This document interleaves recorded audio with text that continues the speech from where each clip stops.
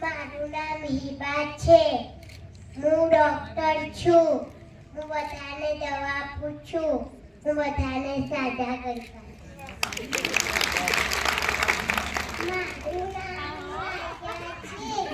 હું શિક્ષિકા છું અને બધા બાળકોને ભણાવું.